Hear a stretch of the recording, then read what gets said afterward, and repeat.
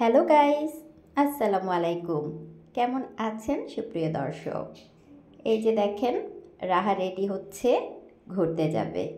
রাহা অবশ্য একা রেডি হচ্ছে না, রাহার সাথে আছে রিদি, আমার মেজ ভাসুরের দুই কন্যা সুস্মি এবং রোশনি। আপনারা আমার গত 2 দিনের ভিডিওতে দেখেছিলেন আমার বাসায় গেস্ট এসেছে, আমার ছোট বোন হাসের ছাও, আমার মেজ ভাসুরের দুই কন্যা সুস্মি, রোশনি। আজকে অবশ্য আমার ছোট বোন চলে গেছে, এখন সুস্মি আর রোশনি আছে। ওরা 4 জন ইফতার শেষ করে এখন ঘুরতে যাওয়ার প্ল্যান করছে। বেশি দূরে যাবে না, বাসার আশেপাশেই। তো আমি ওদেরকে বারবার বললাম, তোমাদের জন্য কিন্তু আমি স্পেশাল বিরিয়ানি রান্না করব, বাইরে থেকে বেশি কিছু খাবে না।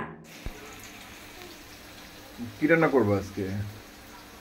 এই যে বিরিয়ানি মশলা, এই মশলা দিয়ে আর মুরগির মাংস দিয়ে আলু দিয়ে বিরিয়ানি রান্না করতেছি। মেহমান আছে, আমার মেজ ভাসুরের দুই কন্যা আসছে, ওদের জন্য বিরিয়ানি রান্না করতেছি। আমার কন্যারাও বিরিয়ানি অনেক পছন্দ করে। তো বিরিয়ানির জন্য আগে আমি মশলা দিয়ে কষাইতেছি। বিরিয়ানিটা মশলা কষায় মাংস দিব, পরে আমি পোলার চালটা এই যে এতগুলো অংশ রান্না করব না, অল্প রান্না করব। আর এই যে সবজি, এখানে মিক্স সবজি আমি ভাত দিয়ে ফ্রোজেন করে রাখছিলাম। আর এখানে আছে মুরগির মাংস, এটার মধ্যে আদা রসুন আর সয়া সস দিয়ে আমি রেখে দিছি। বিরিয়ানির জন্য মাংস কেটে নিছি, আলু কেটে নিছি, টমেটো কেটে নিছি। আর ভোরবেলা টমেটো, বিরিয়ানিতে টমেটো দিবা? মাংসতে দিব। আর এই যে দুধ, এখানে প্রায় 1.5 লিটার দুধ আছে, ভোরবেলা সবাই এই দুধ খাবে। তো মোটামুটি সব কিছু গুছানো হয়ে গেছে, এখন রান্না করতেছি। এর মধ্যে একটু আদা রসুন পেস্ট দিয়ে দেই।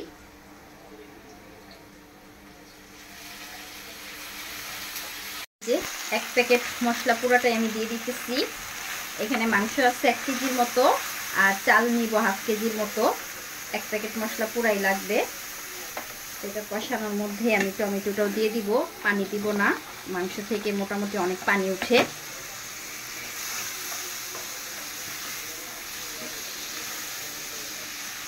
মাংসটাও দিয়ে দিতেছি, একসাথে সব কষানো হয়ে যাবে।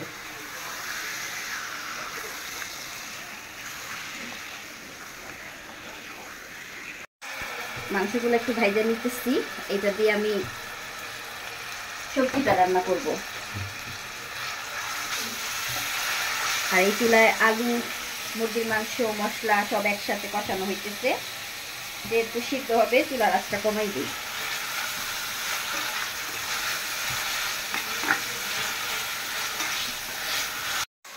পোলার চাল ধুয়ে আমি পানি ঝরাই নিছি। আর এখানে পেঁয়াজ, আদা রসুন পেস্ট ভালো মতো কষাই নিচ্ছি। এখন চালটা দিয়ে দিতেছি। চালটা একটু ভালো মতো ভেজে তারপর আমি গরম পানি দিব। আর এই চুলায় আমার মুরগির মাংসটা কষানো হয়ে গেছে।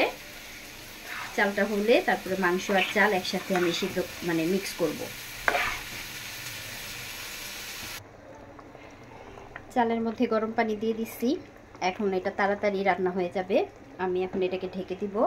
আর এই চুলায় আমি গরম পানি বসাইছি, এটার মধ্যে আমি সবজিগুলা দিব।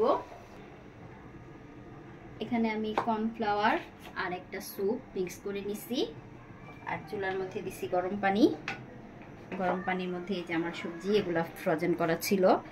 এখন শুধু একটা পেঁয়াজ দিছি বড়, তো এগুলো দিয়ে দিতেছি।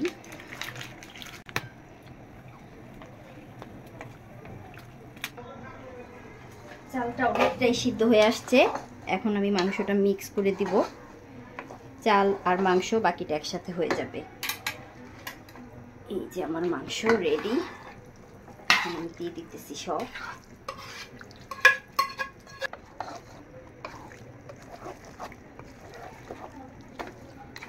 চালের মধ্যে হালকা পানি আছে, তো মাংসের সাথে চালের সাথে পানিটা শুকায় যাবে। আমি একদম চুলার আঁচ কম দিয়ে এটাকে ভাপে রেখে দেব।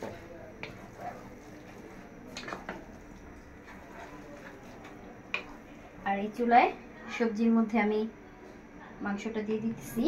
মুরগির মাংসটা আমি আগেই ভেজে রাখছিলাম। আর সবশেষে এই যে আমার কর্নফ্লাওয়ার, এটাও দিয়ে দিতেছি।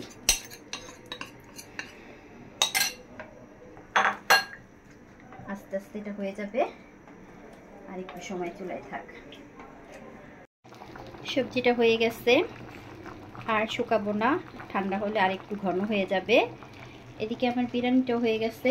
এখন আমি একটু ঘি দিয়ে দিচ্ছি, যদিও রান্নার সময় আমি ঘি দিয়েছিলাম, এখন উপরে আর একটু দিতেছি, এতে করে স্মেলটা ভালো লাগে। আর একটু সময় এটা ভাপে থাকবে। মোটামুটি রান্না কমপ্লিট, আবার ঢেকে দিচ্ছি। রান্না শেষ, এখন আমি দুধটা জাল দিতেছি। ভোরবেলা সবাই দুধ ভাত খাবে। আমার 4 রাজকন্যা ঘুরে ফিরে বাসায় চলে এসেছে, আর তাদের জন্য আমি টেবিলে খাবার রেডি করলাম।